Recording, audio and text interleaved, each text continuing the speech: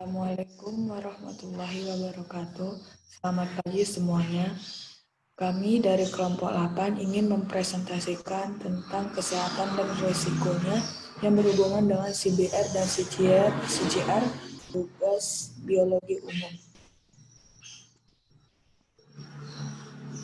Selanjutnya,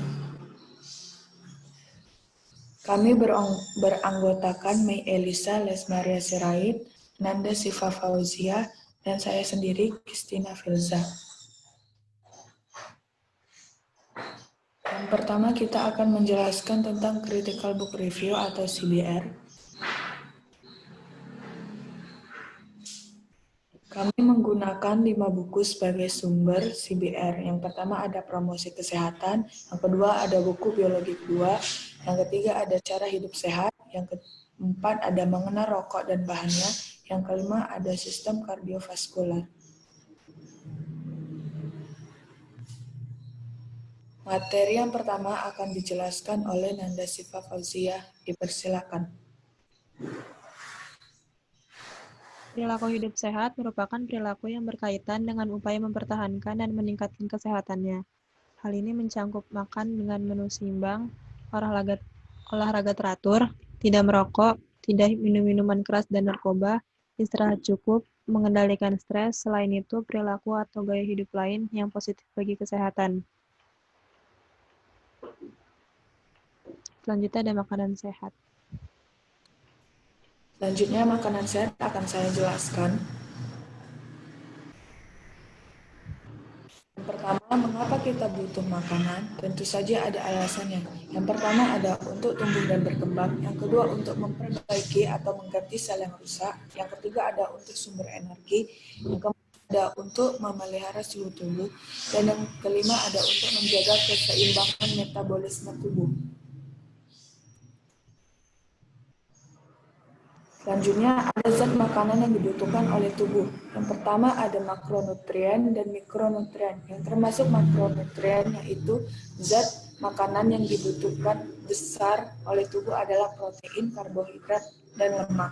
Sedangkan mikronutrien ialah vitamin, mineral yang kebutuhannya hanya sedikit untuk tubuh.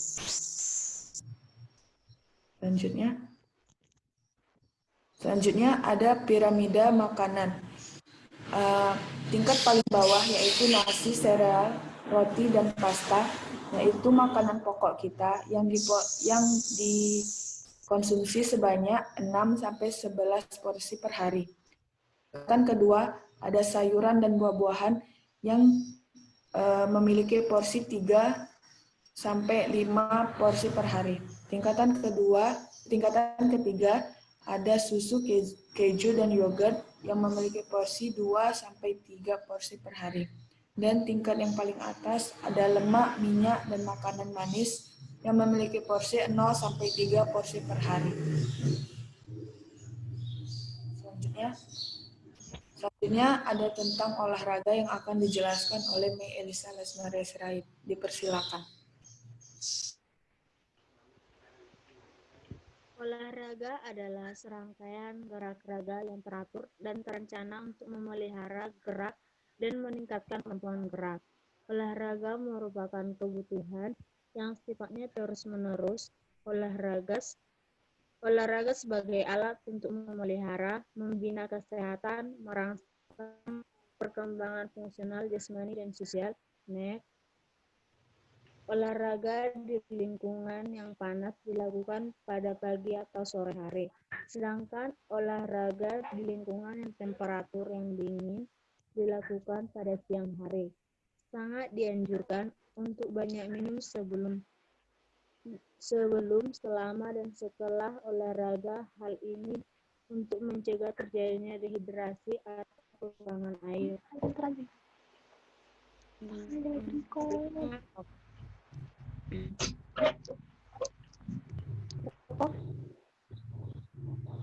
Rokok merupakan sebuah benda sangat terkenal di dunia ini. Rokok dapat dibeli di berbagai tempat, mulai dari kios-kios di pinggir jalan sampai pusat perbelanjaan mewah. Kini rokok sudah menjadi bagian hidup manusia. Bahkan sudah menjadi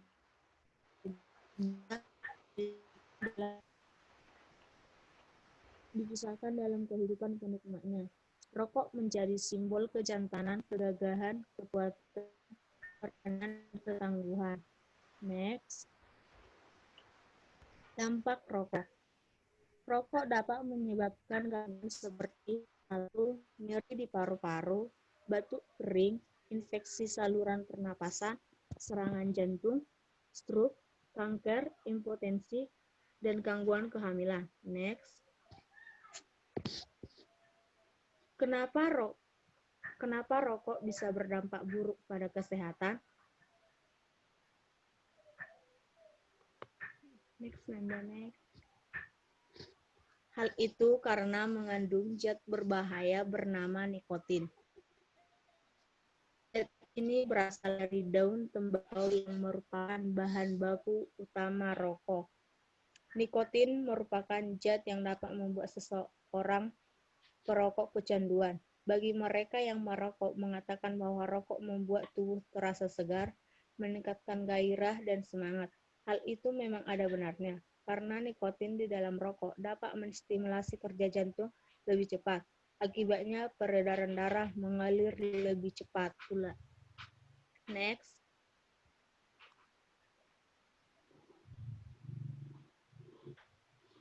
Penyakit kardiovaskular akan dijelaskan oleh Nanda.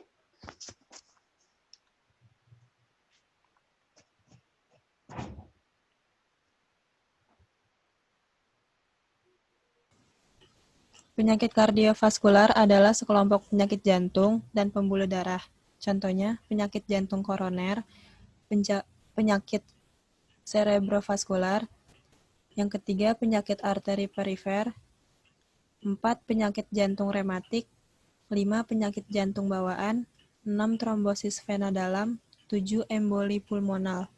Penyakit kardiovaskular merupakan penyebab utama kematian di dunia. Berdasarkan data di Indonesia, penyakit kardiovaskular merupakan penyebab dari 30% kematian pada semua usia dengan proporsi kematian akibat stroke besar 15,4%, hipertensi sebesar 6,8%, penyakit jantung koroner sebesar 5,1%, penyakit jantung sebesar 4,6%.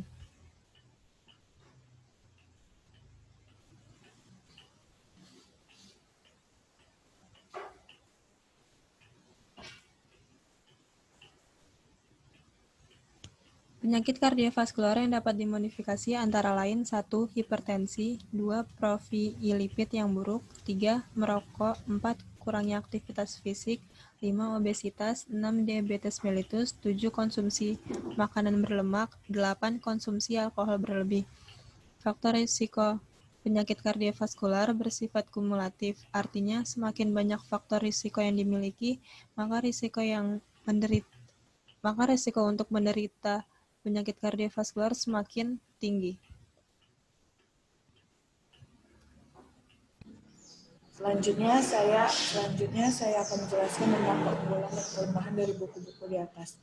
Yang pertama, keunggulannya memiliki materi yang cukup dimengerti. Yang kedua, masing-masing buku memiliki keunggulan pada setiap materinya. Yang ketiga, kata-kata pada setiap buku mudah dipahami. Sedangkan kelemahan dari buku tersebut, masing-masing buku hanya terfokus pada satu materi saja. Kurangnya ilustrasi atau gambar pada buku sehingga pembaca mudah bosan. Yang ketiga, pembahasan materi tidak cukup luas. Next.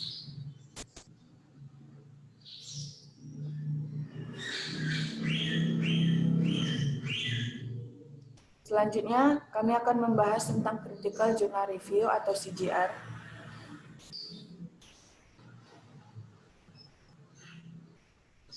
Identitas jurnal yang kami gunakan ialah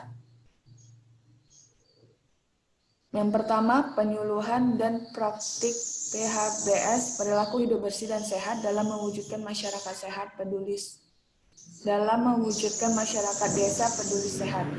Yang kedua, upaya meningkatkan pengetahuan makanan sehat melalui penerapan sentra cooking pada kelompok bermain B di PAUD Baitus Subiaan, Kecamatan Bergas, Kabupaten Semarang, tahun ajaran 2014-2015. Yang ketiga ada jurnal peranan olahraga dalam meningkatkan kesehatan. Yang keempat ada pengaruh rokok pada perokok aktif dan perokok pasif terhadap kadar trigliserida. Yang kelima ada risiko penyakit kardiovaskuler pada peserta program pengolahan penyakit kronis. Di Puskesmas Kota Bima, kolerasi dengan angka racial index dan obesitas. Next. Materi perilaku hidup sehat akan dijelaskan oleh Nanda Siva Fauzia. Dipersilakan.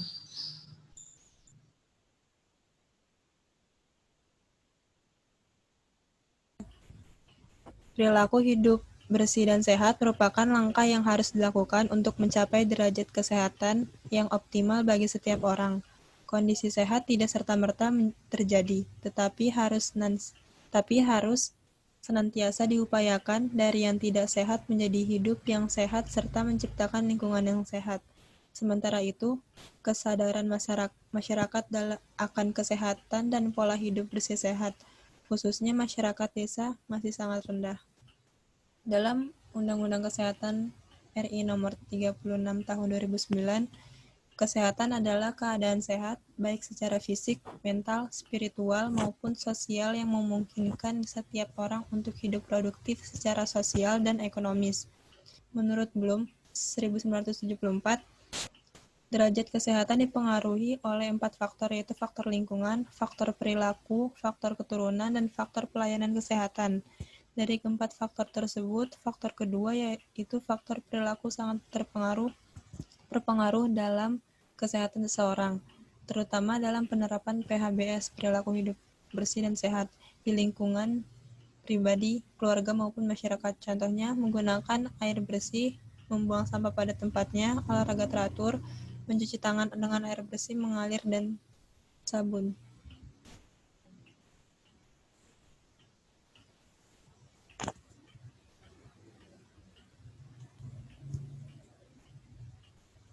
Selanjutnya ada makanan sehat. Selanjutnya makanan sehat akan saya jelaskan.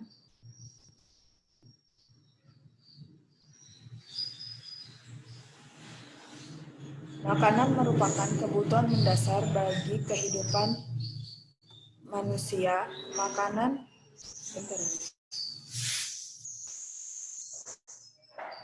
Makanan merupakan kebutuhan mendasar bagi kehidupan manusia. Makanan yang disantap setiap hari harus memenuhi kebutuhan gizi sesuai dengan standar kesehatan. Karena kebutuhan gizi yang tercukupi membuat kecerdasan meningkat dan hidup sehat. Adapun fungsi makanan yaitu memberi tenaga dan panas badan. Yang kedua, memperbaiki sel-sel yang rusak. Yang ketiga, memberi rasa kenyang. Yang keempat, untuk kepuasan. Yang kelima, untuk pertumbuhan. Selanjutnya, bahan-bahan sehat makanan. Yang pertama sebagai sumber karbohidrat serta sebagai sumber zat tenaga. Contohnya ada beras, jagung, dan sagu.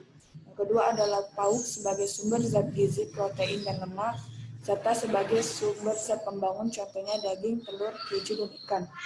Yang ketiga ada sayuran sebagai sumber vitamin, mineral, dan air yang berguna untuk sumber zat pelindung, contohnya bayam, kangkung, wortel, dan mentimun. Selanjutnya, ada buah-buahan sebagai sumber vitamin dan air serta berguna sebagai zat pelindung. Contohnya ada nanas, jeruk, pisang, dan apel. Yang kelima ada susu dan telur yang susu berguna sebagai sumber protein, lemak, vitamin, mineral, dan air. Telur berguna sebagai zat pembangun. Selanjutnya akan dijelaskan oleh Mei Elisa. Olahraga. Manfaat olahraga bagi kesehatan. Yang pertama, meningkatkan daya tahan tubuh. Olahraga yang dilakukan dengan teratur akan meningkatkan fungsi hormon-hormon dalam tubuh, di mana hormon-hormon ini mampu meningkatkan daya tahan tubuh. Yang kedua, meningkatkan fungsi otak. Keteraturan dalam berolahraga dapat membantu meningkatkan konsentrasi, kreativitas, dan kesehatan. Yang ketiga, mengurangi stres. Bagi yang rutin melakukan olahraga memiliki tingkat kecemasan yang lebih rendah dibandingkan orang yang tidak berolahraga.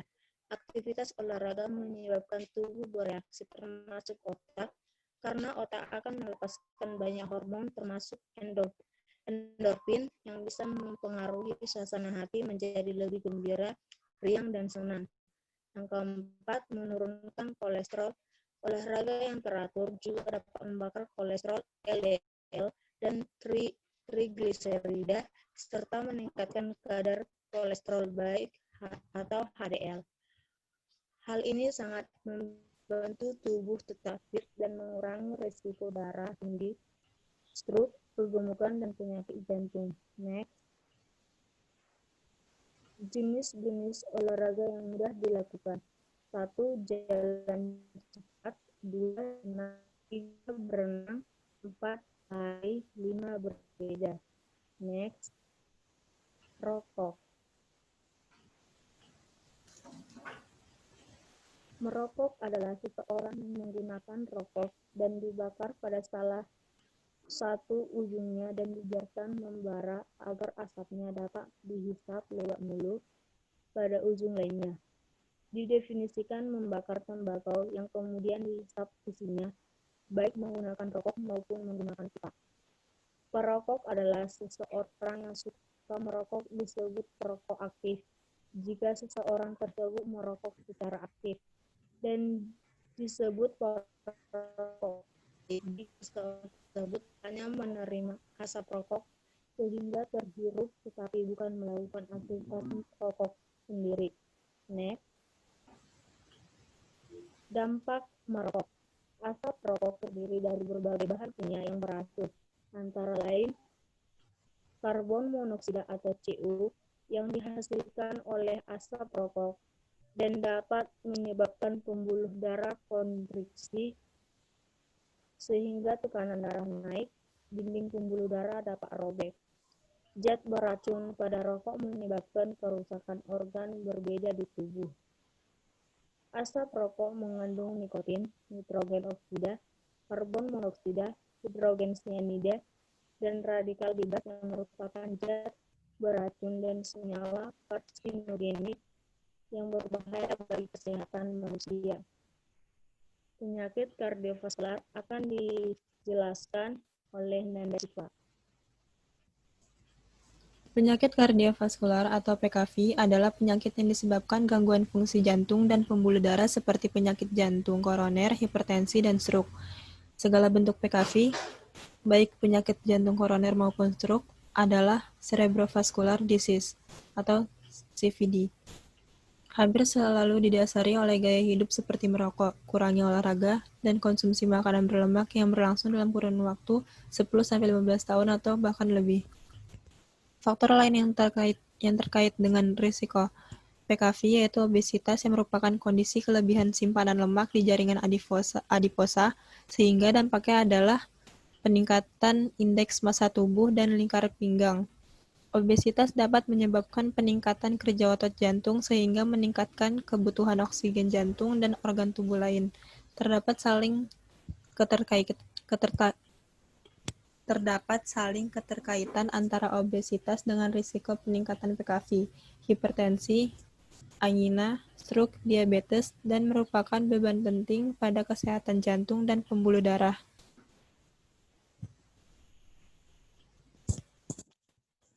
Selanjutnya akan saya jelaskan tentang keunggulan dan kelemahan jurnal yang di atas. Pertama, ada keunggulan materi, dijelaskan cukup dimengerti. Yang kedua, ada masing-masing memiliki keunggulan pada setiap materinya. Yang ketiga, ada kata-kata pada setiap jurnal mudah dipahami. Sedangkan kelemahan buku, saya kelemahan jurnal ialah ada masing-masing jurnal hanya terfokus pada satu materi. Yang kedua, pembahasan materi tidak cukup meluas. Sekian dari kelompok kami menjelaskan tentang kesehatan dan resikonya. Lebih kurang kami mohon maaf. Wabillahi taufiq wal hidayah. Wassalamualaikum warahmatullahi wabarakatuh. Selamat pagi.